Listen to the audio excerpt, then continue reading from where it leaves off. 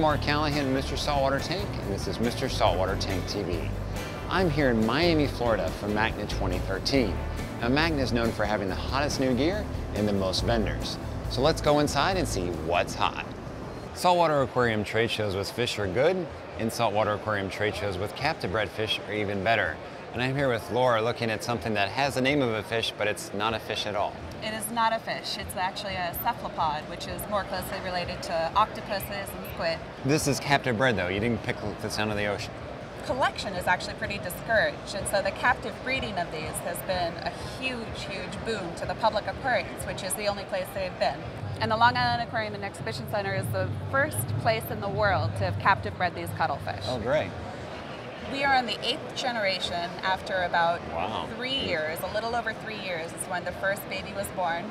And these cuttlefish have been distributed to aquariums around the country, and everybody is sharing their information so that all these different public aquariums are now breeding them as well. So how hard are these to keep for a hobbyist? Because you guys are making them available on Live Aquarius Divers Den. If you can keep a nice reef tank, you can keep these cuttlefish.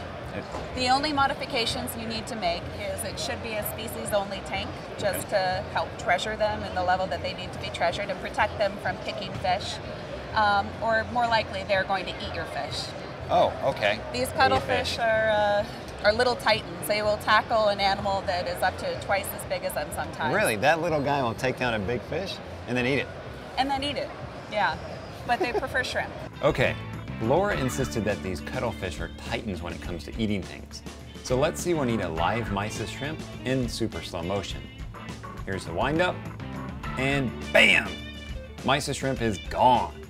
That was really cool, so let's see it again. And gulp! And breakfast is done. And were they prepared shrimp, frozen shrimp, or they gotta be live? Live shrimp. You can change their diet to be frozen shrimp. It's a process, and it requires, making them hungry, which is something that ReefGen has the luxury of being able to keep them well fed with live shrimp and not worry about, having to force them onto frozen food. It's a healthier diet for them too. How big do they get? They get to be about 4 inches. So this little guy will go, okay, Yeah. So they get fairly big. And if you do really well, they can get that big. No, I'm just kidding. I mean, they're here in a nice little Eco Pico. This is 3 gallons. This is an okay home for them? At this size, I think that this is suitable for, 2 to 3. As they grow, this size will stunt their growth.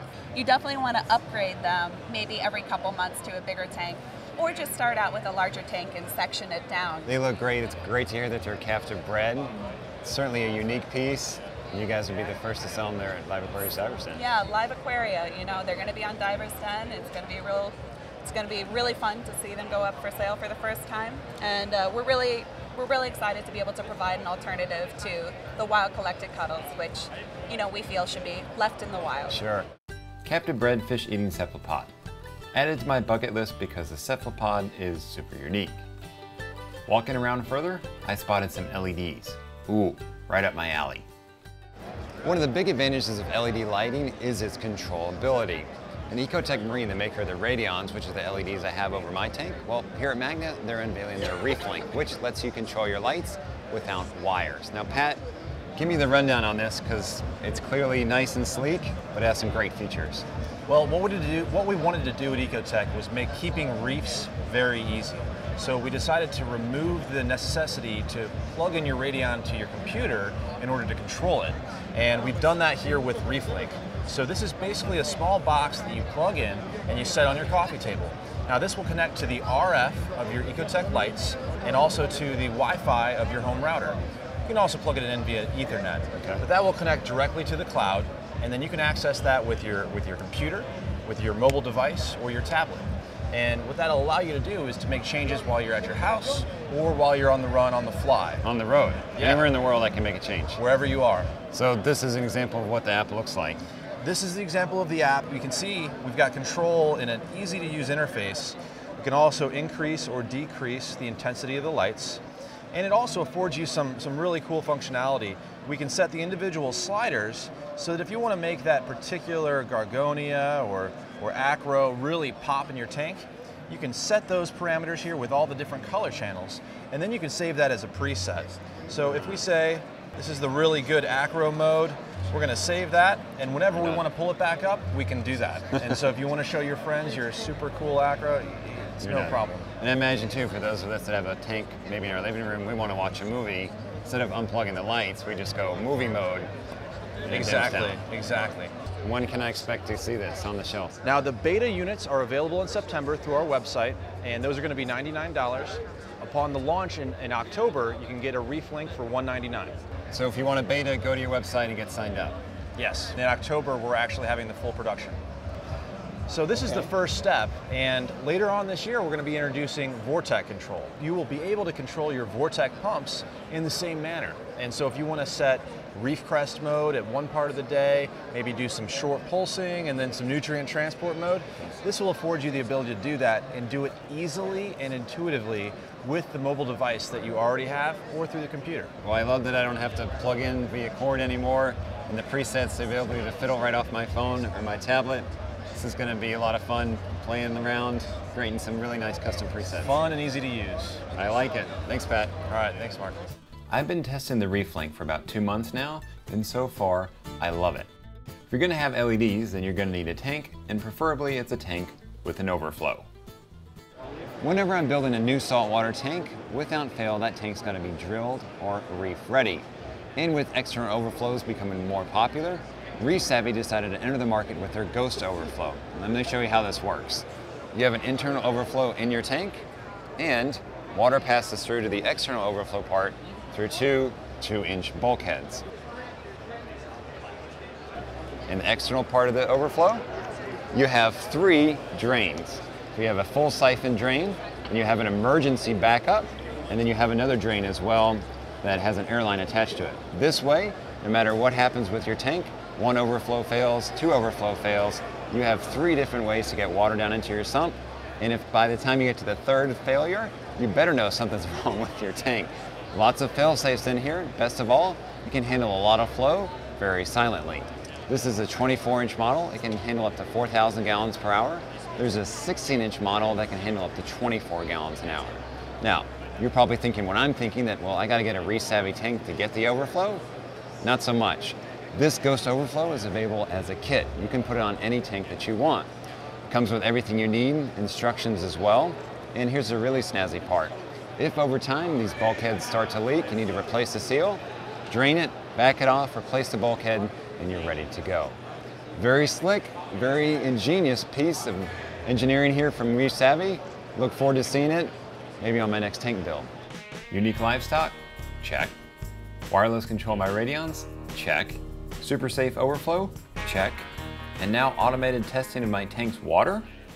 Testing your saltwater tank's water is one of those things that you probably love to hate. It's not a lot of fun running the tests, but it can give you valuable insights into your tank. And Thrive Aquatics, well, they've come out with their water lab to make testing really easy, but with a twist. Philip, what is this bad boy all about? It's about testing your water in a new way. We've seen typically aquarium stores shake water, add reagents, look at it, determine what, look at it, and then sit there with a color chart, look at it, and try to figure out what's going on. And it's really difficult to do. People are colorblind, and even in our office, we do the different pH tests, and we're all arguing over which one it is. Take bad. Yeah, take best bad of samples. 3. So we wanted to look out and see how we could change that. What can we do? What we decided to do was to make a kiosk that can do that. Okay. So basically what happens is this machine does almost exactly the same thing you do when you do a test. Okay. We add water into a little test tube, we add reagents into a test tube, we mix them up, and then you look at the color. So I bring this into my local fish store with a little bit of water, and it runs the rest. Right. You're kidding me. Pull a syringe of water out of your sample, and you place it right here in the door. Then we go to the UI here, and we select take a test. We'll taste salt water. We'll hit next. It's going to ask us, why are you here? Are you here because you think a particular parameter is off, like calcium or alkalinity, or do you have a sick fish, or is your water cloudy? Okay. We know what we need to test, so we're going to hit next, and we're going to choose ammonia today. So you can select all the tests you can want select, or not want? Up to 8 tests at a time, Okay. and we run those all at the same time. We selected what we wanted to test for, and we want to understand a little bit more about your tank before we test that. We're going to ask you, what are your goals of this particular tank? We picked a saltwater tank, we're going to say we're a general reef tank. We're going to tell it how many gallons that general reef tank is. So it'll tell you to go ahead and insert your syringe and close the door. Right over here, we've got a depressor that's going to depress down the syringe and actually count 20 drops of water out. After it's got 20 drops, it's going to swing around to the colorimeter that's on board, and it's going to zero out the sample. Then we're going to go around and we're going to grab the reagents that we need to do this particular test. Now it's shaking, mixing those chemicals together, waiting for a reaction, and then what we'll do is we'll go ahead and get our next reading with the colorimeter. Philip, you already got your results right here on the screen. It's right here on the screen. It tells you what your target value was, what your value was, whether it was high or low, and then we give you directions on how to fix it. So what to do with it? What to do with it. Oh, okay, that's great. And this is only at your local fish store though? Only at your local fish store. Great. So if your fish store doesn't have it, because I know it's a new program, if they want to get involved, they have to call you guys. They have to call us.